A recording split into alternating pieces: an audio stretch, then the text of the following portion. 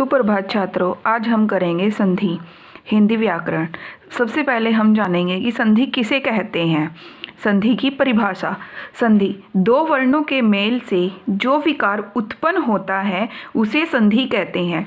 क्या है कि दो वर्णों के मेल से जो विकार उत्पन्न हो उसे हम क्या कहेंगे, संधि कहेंगे। अर्थात कुछ उदाहरण जैसे कि संधि का अर्थ होता है साधारण भाषा में जुड़ना या मिलना। जुड़ना या मिलना, दो शब्दों के मिलने से जो शब्द बनता है उसे हम संधि कहते हैं। जैसे विद्या प्लस अर्थी, विद्यार्थी क्या बन गया, विद्या प्लस अर्थी विद्यार्थी। विद्या प्लस आलय, विद्यालय।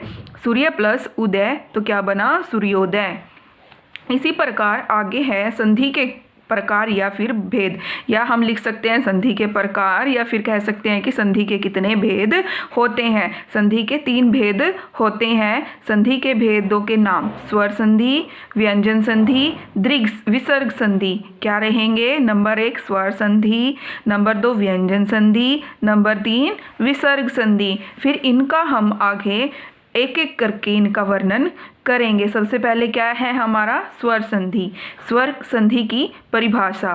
स्वर संधि की क्या परिभाषा रहेगी, एक स्वर का दूसरे स्वर से मेल होने पर क्या है, एक स्वर का दूसरे स्वर से मेल होने पर उनमें जो विकार उत्पन्न होता है उसे हम क्या कहेंगे, स्वर संधि। जैसे पुस्तक प्लस आलय, पुस्तकालय। पुस्तक प्लस आलय, पुस्तकालय। स्वर संधि के कुछ भेद हैं, दीर्घ संधि, गुण संधि, वृद्धि संधि, यण संधि और अन्याधि संधि। सबसे पहले हम जानेंगे कि दीर्घ संधि क्या है। इसमें आपको सिर्फ आ, ई, औ याद रखने हैं। क्या याद रखने हैं, आ, ई, औ। गुण संधि में क्या याद रखना है, ए, ओ, अर। वृद्धि संधि में अ, औ और यण में य, व, र।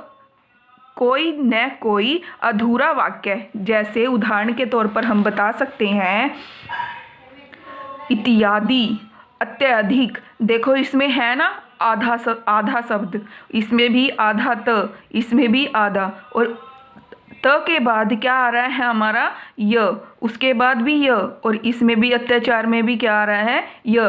तो ये हमारे किसके उदाहरण हैं, यण संधि के। उसके बाद आता है अयाधि संधि। इसमें आपको केवल अय, आय, अव, आव याद रखना है, जैसे नायक, नाविक, पावक। इसके बाद आता है नंबर 2 व्यंजन संधि। व्यंजन संधि किसे कहते हैं, परिभाषा कैसे लिखेंगे हम व्यंजन संधि की।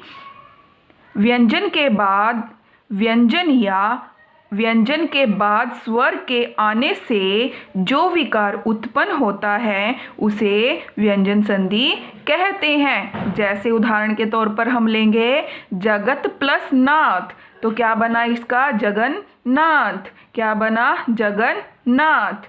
सत प्लस आचार, सत प्लस आचार, सदाचार। जो आ है आपका वो आ की मात्रा में यहाँ कन्वर्ट हो गया, और तो के नीचे हलंत लगा है ये द में कन्वर्ट हो गया।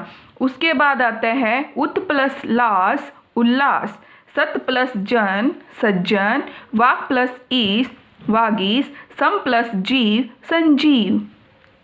ये हमारे किसके उदाहरण हैं, व्यंजन संधि के। उसके बाद आता है हमारा तीसरा विसर्ग संधि। विसर्ग संधि किसे कहते हैं और इसकी क्या परिभाषा है।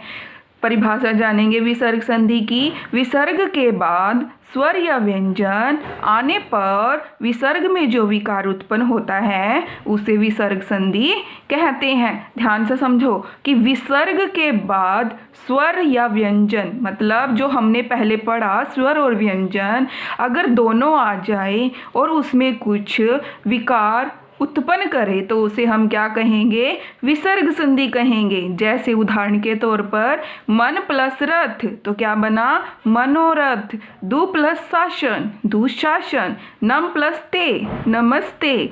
नि प्लस बल, निर्बल। अध प्लस गति, अधोगति। दु प्लस दशा, दुर्दशा। दशा, ये आज का हमारा विषय है। विसर्ग संधि के बारे में हमने पढ़ा।